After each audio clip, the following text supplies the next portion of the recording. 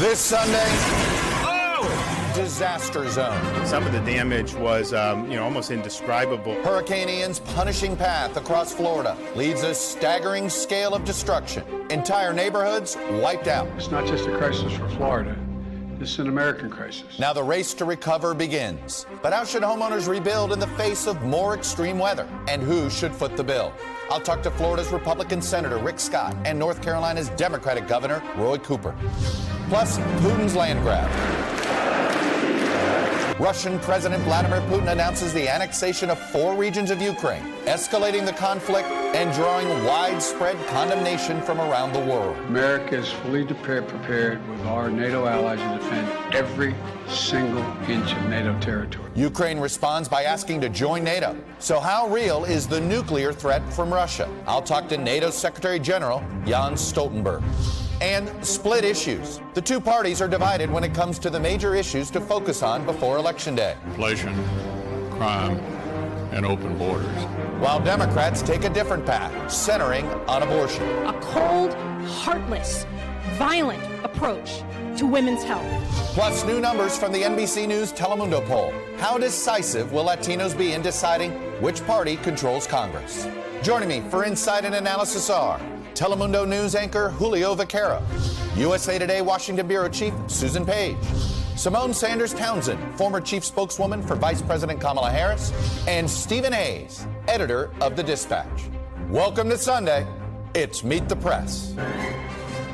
From NBC News in Washington, the longest-running show in television history, this is Meet the Press with Chuck Todd. Good Sunday morning. For many, it's been a tough week. With 37 days until the midterm elections, it is a tale of two campaigns right now. For Republicans, the midterm campaign that they're trying to run is about inflation, immigration, and crime.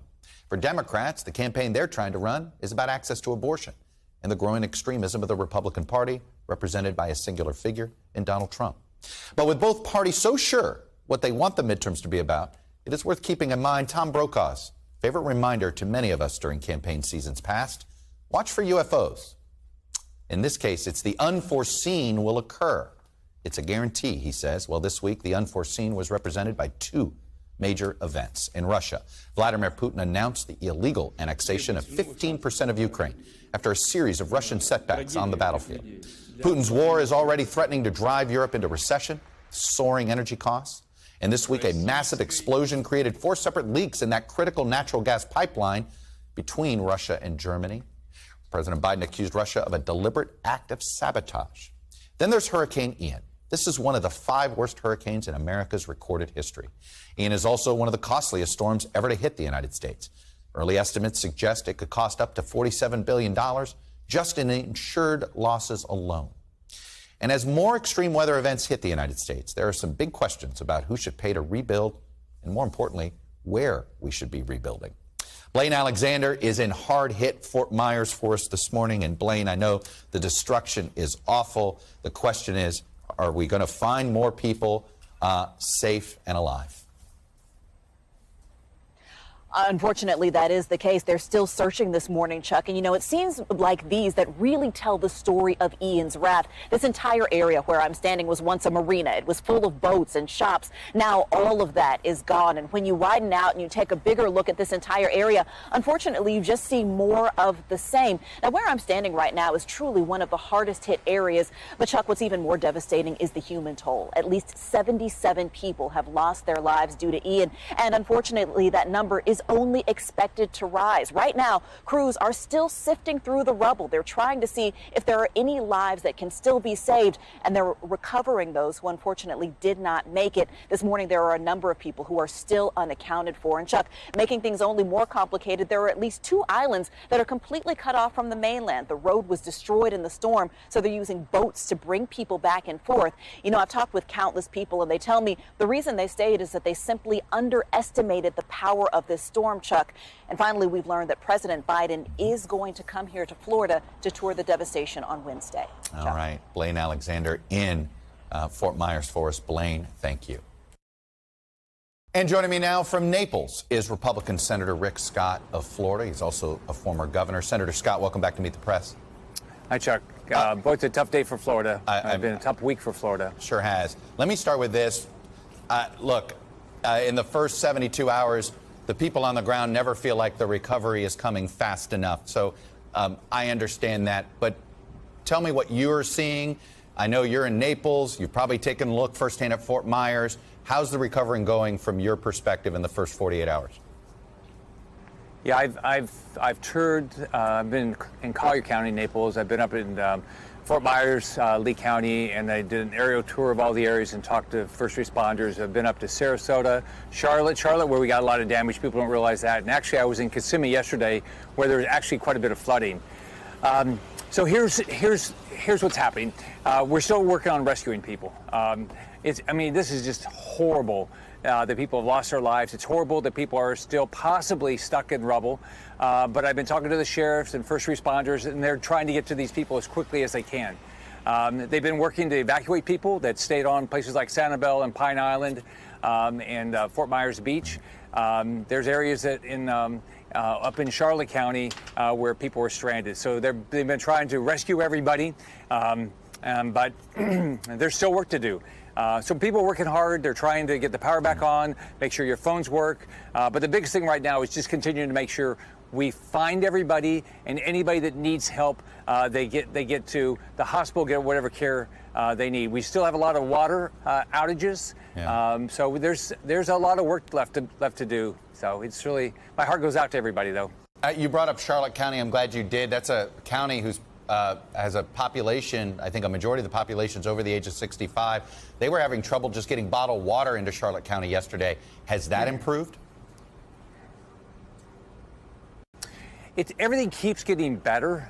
One thing that surprised everybody yesterday was the 75 being closed with the flooding on 75, and actually 41 and I think State Highway 70, they all flooded, which impacts your ability to get things in. But I've been talking to the sheriff and doing everything I can to, when I hear of things where there's something, I pass it on to the right person to make sure they get the resources there. I've been talking to FEMA. I know they're absolutely committed to get all the resources here that they can, and at every level. But our sheriffs, our first responders, you really have to thank them for what they're doing. Our utility workers are working hard to get power back on and get people back to a normal life. Hurricane Ian is the 17th hurricane that has first made landfall in Florida since 1992, and we have a graphic on our map. Some people in Pensacola are going to say, hey, you're missing some hurricanes. These are ones that hit Florida first, not Alabama first, and then impacted Florida. And it's been a total cost over recovery costs of $213 billion in losses. So the question is, as we rebuild, things like mobile manufactured housing, should that even be legal in the state of Florida anymore?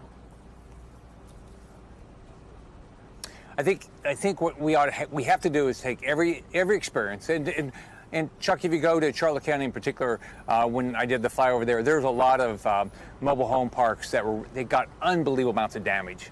So you're right. We have to go back and say every time, okay, so how do we make sure that the biggest thing is we don't lose a life. That's number one. What do we have to do? What laws do we have to change? What building codes do we have to do? We did it after Andrew. We did it while I was governor. We've got to look at every time, what do you do to make sure this doesn't happen again? You don't ever want these things to happen again. So I think every county is going to have to look at that and say, does that make sense for their county? I know I'm in Collier County. I'm not sure that we do any new manufactured housing here, but every county is going to have to look at that. At the same time, people that they want to live in Florida, they want to live in the Sunshine State, and the more expensive housing you have, it makes it difficult for people to live there. So I guess it's a balance. Well, I guess I hear you, but at what point is affordability? I get that you have to you want to err on the side of affordability. At the same time, you want to get to safety. And the fact of the matter is these mobile manufactured homes, I understand it's a county by county decision here, but should the state step in? I mean, there's a reason why you can't get property insurance right now in many places in Florida, and this might be one of the reasons. Yeah. I think the state has to look at all these things. I think that look, Chuck, as you know, I grew up in a poor family, so I always think about the cost of things because, you impact the poorest families every time you raise the cost of something.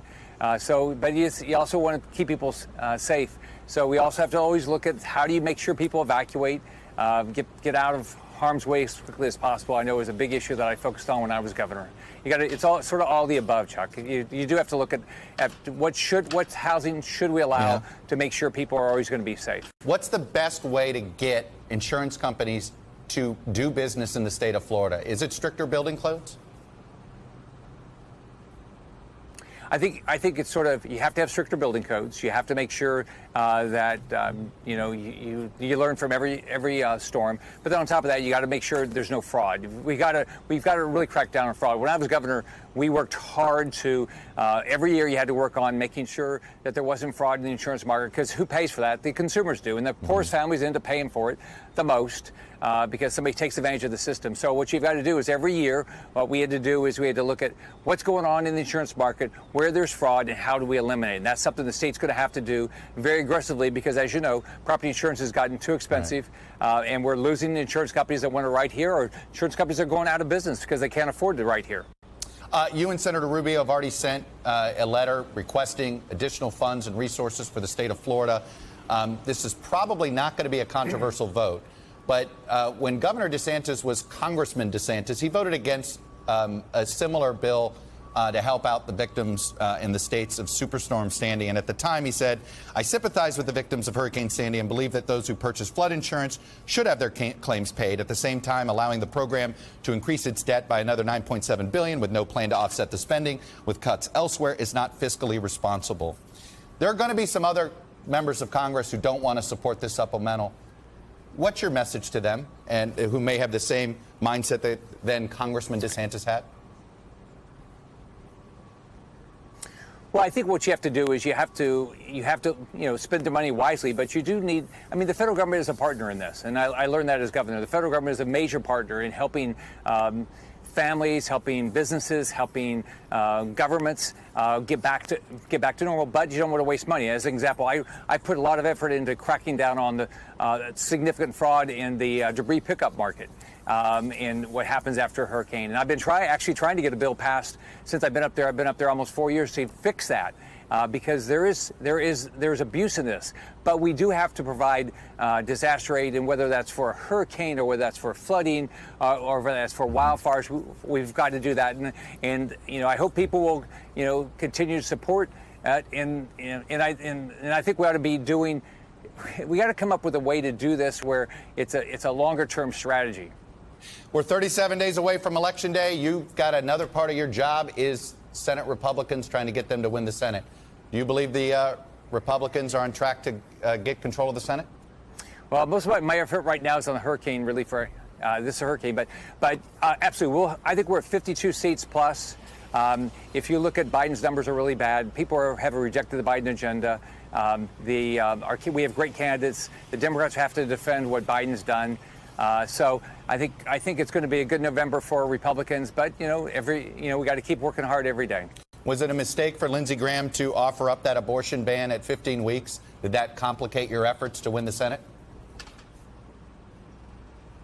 Chuck, everybody's, Democrats have talked a lot about that this year. So every candidate's been talking about what their position is on abortion. So I think it's important that people tell people what their position is, and it's being done state by state all across the country. So you don't think it should be done at the federal level? Well, look, you can. There's arguments to do it at the federal level. Right now, all the candidates are taking positions. They've been taking positions since the Dobbs decision when the first leak came out. So I don't know what Lindsey put out changed the conversation, but it is an important issue for the country. I'm pro-life, as you know. Right. I think we ought to have reasonable restrictions. I think a lot of people are comfortable with 15 weeks and exceptions for rape, incest, and life of the mother. But every candidate gets to make their choice.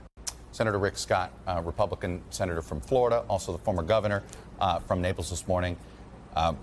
Everybody, I think, is a Floridian this morning, and we're all hoping for the best as recovery efforts continue. Thank you, sir. Yeah, pray for all the families, Chuck. President Biden approved an emergency declaration in North Carolina on Saturday as Ian moved through that state. 4 people have died in North Carolina, and more than 200,000 remain without power in a state that also has its own history of deadly storms. And North Carolina Governor Democrat Roy Cooper joins me now. Governor Cooper, let me just start with, look, North Carolina was spared compared to Florida, but the fact is you had 4 fatalities. You've got some power outages. What's the situation? What's the latest? Well, we had a peak of over 400,000 power outages, and now we're at about 33,000. We've got about 48 roads closed. Our hearts go out to the people who lost their lives, and certainly we have avoided the worst of it, and we sympathize with the people in Florida. We've offered help to them. We already have some logistical help on the ground in Florida, and since the storm has passed North Carolina, we are already in discussions with Florida officials to try to make sure that we help them. This is a time when we all have to pull together to make sure that people are safe. A lot of times people lose their lives in the aftermath trying to repair homes, running generators. We had a man die because he was running a generator inside a garage and died of carbon monoxide poisoning. So the after effects of these disasters are always critical, and we need to pay attention to it. Let's talk about rebuilding from these disasters. North Carolina's had to do it. The Florida's had to do it quite a few times. Is it time to put more strings when it comes to rebuilding so that every dollar that's spent is done for resiliency, so that it's better for the next time? And who should pay for that? North Carolina has had a front row seat when it comes to the effects of climate change.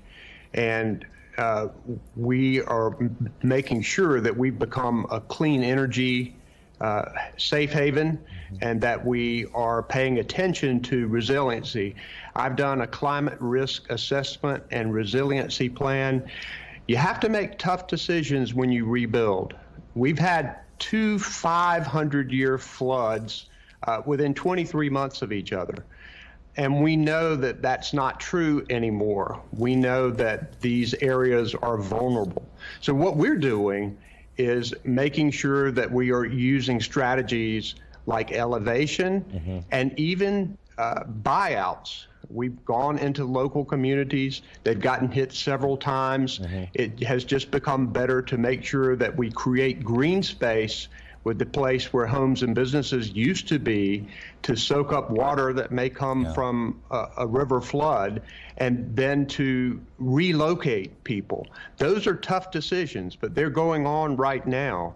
We also need to make sure that our electric grid is more resilient, and I'm thankful for the federal help that's come in that arena. We know that we're going to be working on updating our grid, making sure that we are more resilient into the future. Look, should flood insurance be mandatory in the state of North Carolina at this point if you own a home? There's obviously, you guys have been dealing with a lot of flooding risk. And should we be banning mobile manufactured housing? Well, we think that mobile manufactured housing built in the right way and sometimes elevated can be good for people to make sure that they have an affordable place to live. We are pushing and encouraging people to buy flood insurance. We know that particularly in these areas that are hit time and again, that we got to be more resilient. So I think all of those issues have to be on the table. Like Senator Scott, you have a secondary job as well as an elected official. You head up the Democratic Governors Association. You're the campaign arm to help Democrats either win governorships or get reelected. Let me ask you this. You, a year ago, thought you would expand the number of Democratic governorships. You still confident of that this November? I still think we can, but remember, we are swimming upstream. When you look at history, the party of the White House doesn't do well in the first midterm.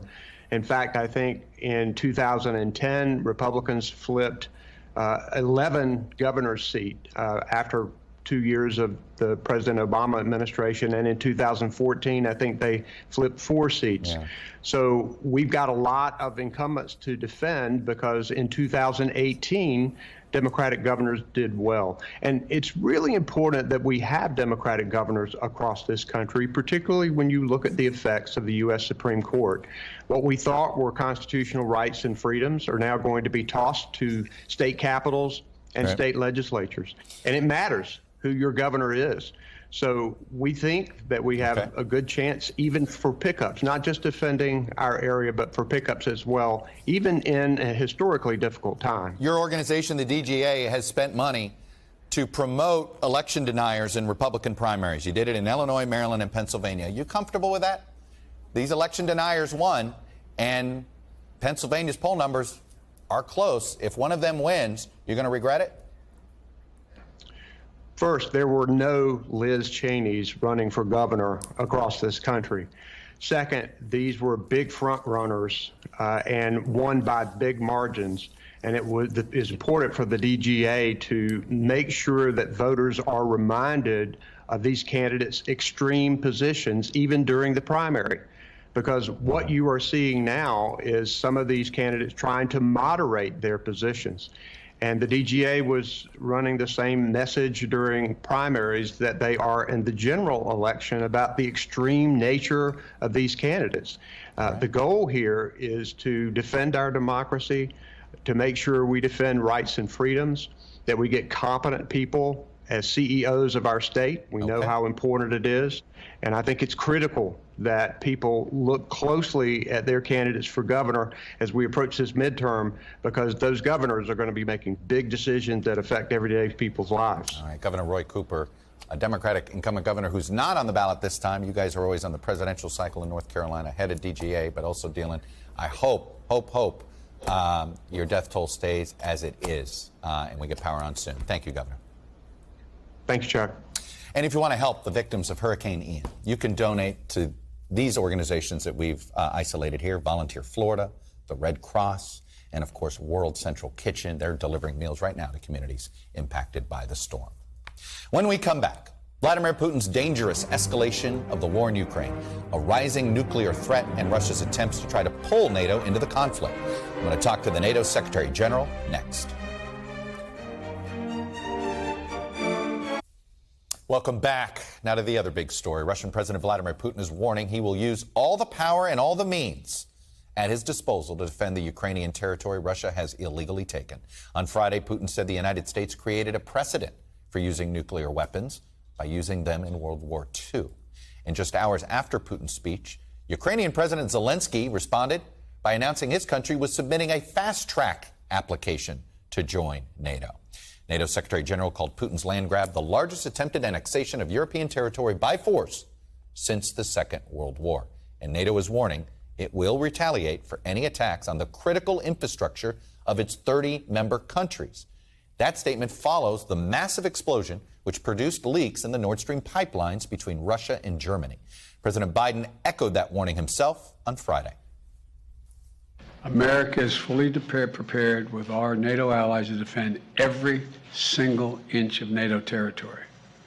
Every single inch. So, Mr. Putin, don't misunderstand what I'm saying. Every inch. And NATO's Secretary-General Jens Stoltenberg joins me now. Mr. Secretary, welcome back to Meet the Press. Let me start with... Thanks so much for having me. Yes, let me start with the president's comments. Every inch, I'll use internationally, any meter. Does the Nord Stream pipeline, if that is a Russian attack, does that count as an attack on a NATO nation?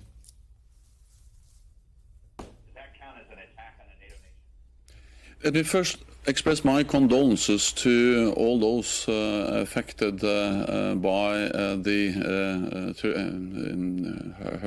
hurricane that has created so much damage in the United States over the last days. Then on the pipelines, also what we have seen is a very serious situation where 2 pipelines has been damaged. All evidence points against that this is sabotage deliberately done by someone against these pipelines. What is important now is that we support the ongoing investigation so we get the best possible picture of what happened and are able to establish all the facts. Any deliberate attack on critical NATO infrastructure will be met with a firm and united response from NATO. Are you concerned? Do you think Vladimir Putin is trying to coax NATO into this conflict?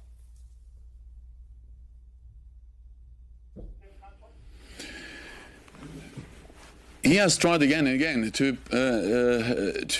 tell a story that NATO is party to the conflict and that NATO caused this conflict. That's absolutely wrong. First of all, this is a war that President Putin has started. It's a war by his choice. Second, NATO is not part to this conflict. What we do is that we provide support to Ukraine, an independent sovereign nation in Europe that has the right to defend itself against the war of aggression. And this is a right actually enshrined in the UN Charter, and therefore we will continue to provide support to Ukraine to defend themselves. What's your level of concern about the nuclear threat right now?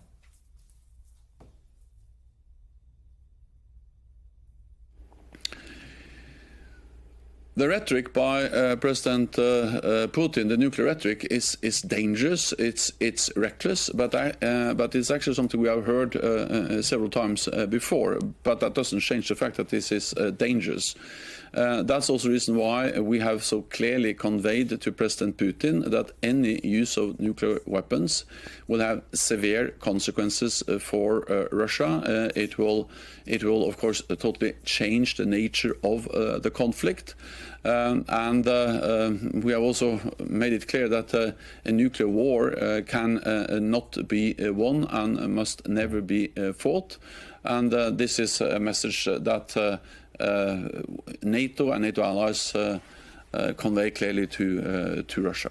You said something on Friday that got our attention. You said this. You said inaction is a great risk because that will create a world where Putin will see that with impunity he can use military force, invade the neighbor, and then establish a sphere of influence. And this is your reaction to his annexation here on this. Inaction, what is your fear? That is the NATO alliance not going to respond to this illegal annexation? And should the NATO alliance respond to it?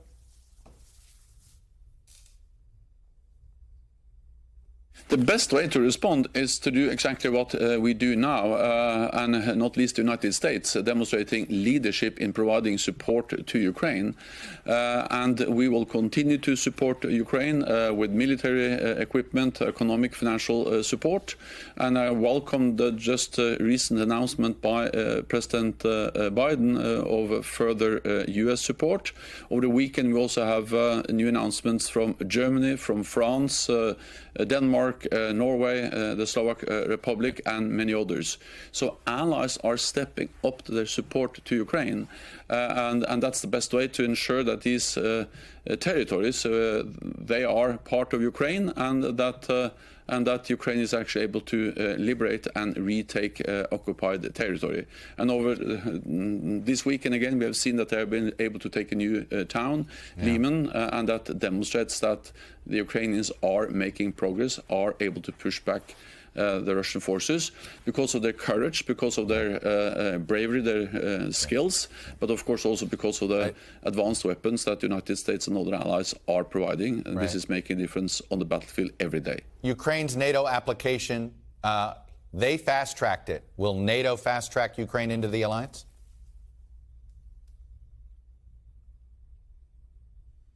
So NATO has an open door policy, and every nation, including, of course, also Ukraine, has the right to choose its own path, including what kind of security arrangements it wants to be a part of.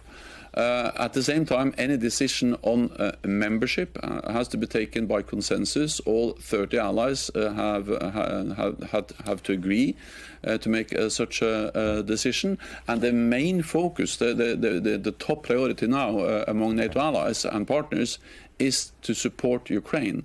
They need more support. They need continued support, and that's the message I conveyed to President Zelensky when I spoke to him a few days ago, and that's the message from NATO leaders, and again, not least from the United States, which really makes a difference and matters when we see the war going on in Ukraine. Jens Stoltenberg, the Secretary-General of the NATO alliance, appreciate you coming on and sharing the NATO perspective with us. Up next, the momentum has shifted a bit in the midterm races. Our panel is here to discuss it. We are back, and let's bring in the panel. Susan Page, Washington Bureau Chief for USA Today.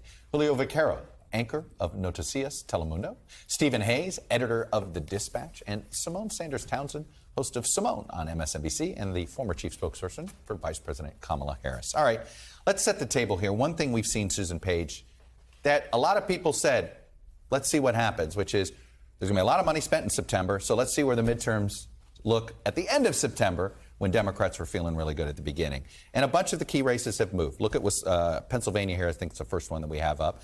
In August, I believe, we had a big lead for Fetterman. It is now shrunk to just 4 points, according to a Fox News poll. Go to Wisconsin. Our friends at Marquette had Barnes up 7 in August. Now he's down 1 in the most recent poll. And even in Georgia, we've seen, while Raphael Warnock still leads, his lead has narrowed. So money has mattered, but what's the bigger story? That Republicans have caught up in some of these races, or that Democrats haven't fallen back? You know, I think one thing that we found is abortion was an issue that really helped Democrats. Now crime is an issue that is increasingly helping Republicans, along with the issue of inflation. And one thing we've seen, for instance, in Wisconsin is that the Democratic candidate there, Mandela Barnes, has been caught up in the same phenomenon that some Republican candidates have found, which is things you said in the past, maybe when you weren't running for this particular office, have resurfaced and portray you as extreme. In that race, Ron Johnson has not improved his favorable ratings. No. He has improved, he has made higher Barnes's unfavorable ratings. And now more than 40% see Barnes as too extreme, just like more than 40% see Johnson as too extreme. Julio, what are you seeing? So I think historically we know the party in government does badly during these midterm elections. So we're looking at these numbers, and a tight race for Democrats, to me, looks like a good scenario still, although they still need to fight, and it's an uphill battle for them. If they manage to keep these numbers tight, it looks like, with the economy as it is, and with the inflation as it is, it looks so far so good for them. What are you seeing, Steve? Well, I think Julio's right. I mean, what's really notable at this point, I think, is the fact that Republicans aren't doing better, given the historical trends, so you look given at this economy. Yeah. Well, look at the economy. I mean, you're talking about right track, wrong track of 27 to 65. You're talking about groceries costing 13% more. You think it should be a blowout already? Yeah, it should be a blowout already. Mitch McConnell said this within the past couple of weeks. Candidates matter. I think the Republicans have nominated candidates in many of these races that ought to have been easier races for Republicans, who appealed to a Trumpy Republican Party in the primaries, but have less appeal across the general electorate. And I think that's a challenge. By the way, Symone, before you chime in here, we put together something, gas prices have gone down. Yeah. Right? So, and that's really helped Democrats. So guess what? The advertising on the inflation issue has changed from gas to another liquid. Take a look. Most senators couldn't tell you the cost of a gallon of milk. Just think about the cost of breakfast today. Milk is $4 a gallon. A gallon of milk in the last year has gone up so much. Everything costs more. While wages are flat, milk is up 60%, eggs almost 40%, and even bacon is up. And I take that personally. Yes, that's Don Bacon. So, Symone, I mean, part of it's funny, the gas price issue was so front and center in people's minds that it did seem to, as it went down, Democratic numbers went up. Certainly Biden's numbers went up. So you saw a shift to milk. A shift to milk and groceries. And folks that probably hadn't been in the grocery store in a while found themselves in the aisle. By the way, I've seen a lot of candidates shopping, and you're right. They don't look like they've done this very often. They have not been there before. Look, I think the issue of gas prices is something that the White House has a competition council and basically a task force that meets every day, and it's their job to figure out how to get prices down. Their focus was gas prices for a while. Obviously, the work that they did made a difference. Gas prices have gone down. It's my understanding that now they are talking about more what is happening at the grocery store. I will say this, though. I think that what I'm seeing in these races is that if you're a candidate that is being besieged by negative ads, the way to do something about how that is affecting the numbers is to do a targeted look on what is working. And in every race that I have worked, that is what the candidates have had to do. So the Democratic Senatorial Campaign Committee has to work with these Senate campaigns. The DGA has to work with these gubernatorial campaigns to figure out what is sticking and then how they can counter that. I have no doubt that Senator Gary Peters, who's no stranger to this, is doing that. Susan, I want to pivot a little bit to Donald Trump. He has used some, as always, his rhetoric seems to get more extreme and we get sometimes numb to it. He issued a death threat against, I don't know any other way to put it, against Mitch McConnell. I'll let viewers decide whether this is a death threat to them. Is McConnell approving all these trillions of dollars worth of Democrat-sponsored bills without even the slightest bit of negotiation because he hates Donald J. Trump? And then he has a death wish, must immediately seek help and advice from his China-loving wife, Coco Chow. So very racist attack against his wife. It was just extraordinary. And there seems to be a numbness now to this, particularly among Republicans. An attack not against a Democrat. Yeah. Right. This is against the Capitol's leading Republican figure. And as you said, the death threat, which the Trump people say was meant in a kind of rhetorical manner, you can't explain There's nothing away. funnier than death threats. Yeah. I didn't understand their spin. In this climate, where many members of Congress are getting a lot of death threats and have to spend money on security, it's especially not humorous. And the racial slur, I think, is very hard to explain away. But Trump is on the ballot this year in any number of these races, in races where he got candidates, the candidates he wanted on the ballot, the Democrats are now exploiting their ties to. Maybe on some of these cases he'll win, but he is on the ballot as much as Joe Biden is. But if he's on the ballot, I mean, I think your first point is really an important point. He's not spending his time attacking Democrats right now. I mean, he's attacking them in his speeches. He's criticizing Democrats at his rallies. But he's not spending money. I mean, Donald Trump's PAC has raised more than $100 million. Where's that money going to Republican candidates? It's really not. Julio, we're seeing him still more popular in South Florida than he was 4 years ago, right? Totally, yeah. It's interesting. But it's also interesting how Trump is in the battle and Democrats know it. And the message from Democratic candidates, it's also about defending democracy and criticizing Trump. So at the same time, Democrats, I think, are using him as an asset. All right, before I go, Symone, I want to, the Jackie Walorski moment with President Biden, I'm going to play a clip of it and of Karine Jean-Pierre's response and get you to respond to it. Here it is. Jackie, are you here? Where's Jackie? I didn't think she was going to be here. I just explained she was on top of mind. This wasn't what we were able to witness today, and what the president was able to lift up in this at this conference, at this event, was how her focus on wanting to combat food insecurity in America. Jackie Walorski died in a car accident in, I believe it was in August. She was a big part of this hunger, and so that's how this moment came about. Symone, how would you have handled that situation? Look, Karine Jean-Pierre has a very tough job, and I think she goes out there every single day, and a number of people could not do what she does every day.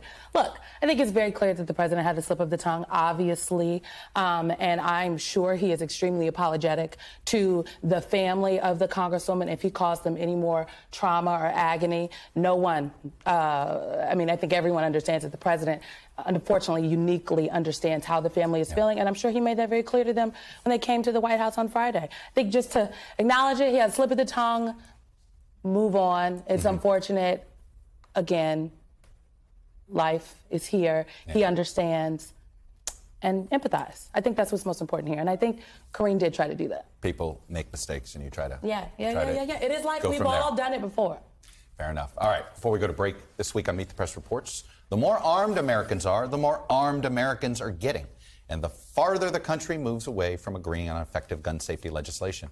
My colleague Cal Perry talks to a diverse group of gun owners about the safety measures they want, the ones they fear, and the impact of gun culture on American life. You're never going to get rid of the guns off the street. That ship has sailed. It's too late. There's too many guns out here on the street, and there's too many people that don't follow the rules. So lift the restrictions on people like me. You can watch the full episode of Meet the Press Reports, America's Gun Culture, on YouTube, Roku, Apple TV, or wherever you get NBC News. And when we come back, new numbers from the NBC News Telemundo poll. How critical will Latinos be in deciding which party controls Congress?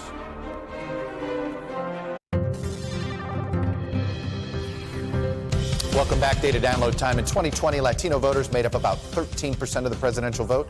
The bloc, though, is only growing, meaning these voters could be key to understanding where the nation's electorate is headed.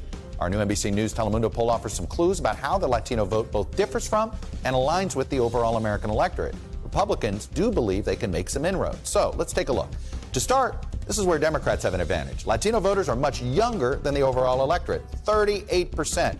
Fall between the ages of 18 to 34. Only a quarter of American voters overall are in that age group. Latino voters are less likely to have a college degree than voters in the electorate overall, but it is a gap that has been closing over the last decade. And Latino voters, while they still lean pretty Democratic, this 21-point gap actually isn't as big as it was in past elections. So there is that going on. And if you dig a little further, you'll see a split in the Latino vote that is actually all too familiar in the broader electorate. It's a political divide between urban and rural voters. So even though Latinos prefer a Democratic Congress by 21 points overall, the advantage varies significantly depending on where you live. As you can see here, urban Latinos give Democrats a 28-point advantage. That continues to decrease basically as you get closer to rural America. Suburban voters, the advantage is just 13 points, and it's down to single digits. This is why Republicans think they can make inroads in South Texas.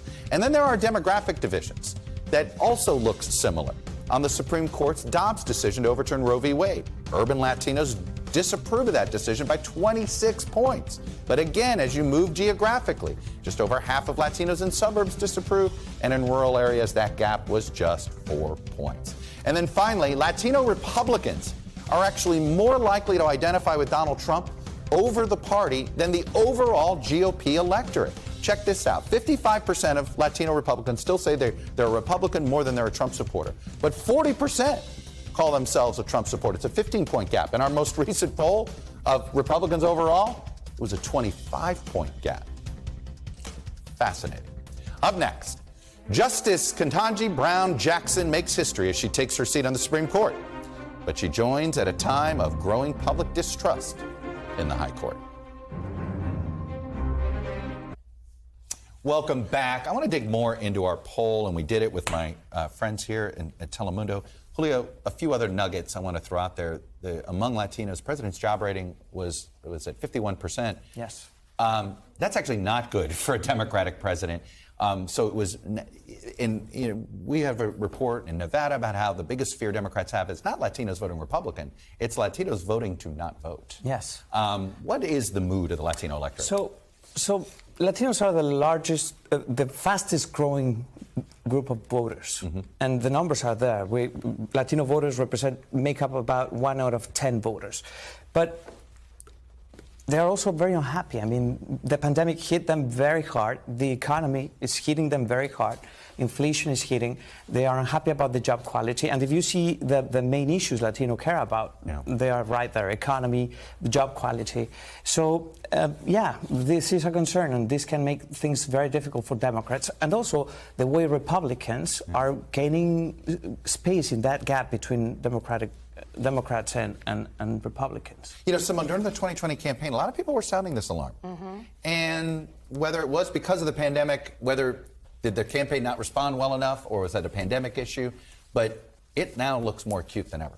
Look, I think it is very important that Democratic candidates, Latino voters are persuadable voters. Black voters are persuadable voters. But you have to treat them as persuadable voters. And you have to treat them as persuadable voters. And oftentimes, Democratic campaigns do not do that. They show up late. They show up 37 days before Election Day, drop a couple ads, sprinkle a couple leaflets, and think that is enough. And that is not going to get the job done. Yeah.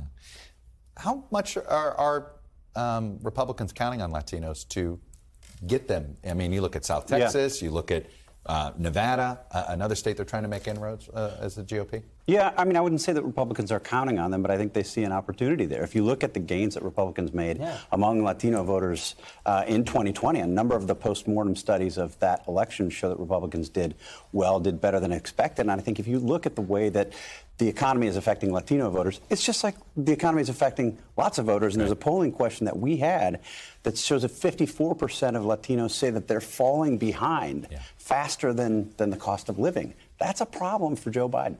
You know, Susan, I want to put up what Latinos' views on the Supreme Court decision on Roe v. Wade. Because there was also, what's been interesting is in what you see here is that it looks like the electorate overall, really, approval for it is only 37%. That's what the electorate overall. Disapproval a little lower, but not that much lower.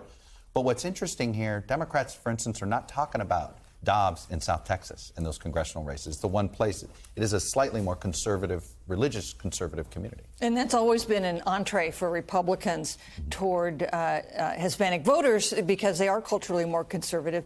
And one thing I think we've seen is where Hispanic voters used to be able to count on them to vote for Democrats because of their ethnicity as an alliance with the party that has represented minorities. Now I think they're increasingly willing to vote their class, to vote the fact that they are that tend to be voters who do not have a college education, who are working in jobs that have been hard hit. And that's, I think, account for some of the appeal, especially among Latino men who were drawn to Donald Trump. Yeah. I think that's something important that this poll shows up. It's just how diverse the community is. And we talk a lot about that, but I don't think it's always understood. Latinos are just like any other ethnic group. It's important where they live, it's important their age, where they come from, how they got to this country, and that makes the Latino vote such a diverse vote. There's no one Latino vote. Julio, I'm curious, the decision by Governor DeSantis to take Venezuelan migrants to Martha's Vineyard, how did that play in South Florida with the Venezuelan community? Well, I mean, we will have to wait and see November 8th, but I don't think it was... they didn't receive it properly because this has been a party that has been condemning governments in Nicaragua and Venezuela and Cuba, and yet you see these immigrants coming in asking for asylum, and they are just turning their backs to them. So we will wait and see for the reaction on November 8th. But it certainly seemed like a riskier decision, the way South Florida politics works. Really appreciate you guys today. And before we go, Meet the Press was honored with an Emmy Award this week for outstanding news discussion and analysis. More than a year after protests erupted across the country following the killing of George Floyd, our special broadcast was focused on schools, America, and race. It examined the battle over critical race theory and how children should learn about America's troubled racial history. We're proud of the entire Meet the Press team, the Meet the Press Reports team, where this story first started, and it is an honor for all of us. So, thank you for that. That's all for today. Thanks for watching. We'll be back next week, because if it's Sunday, it's Meet the Press.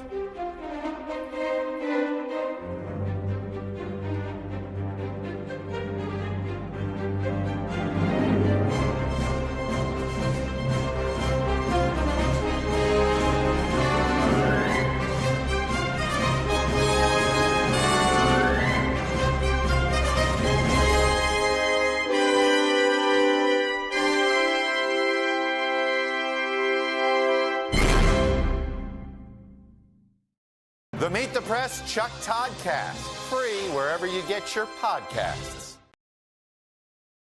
Thanks for watching our YouTube channel. Follow today's top stories and breaking news by downloading the NBC News app.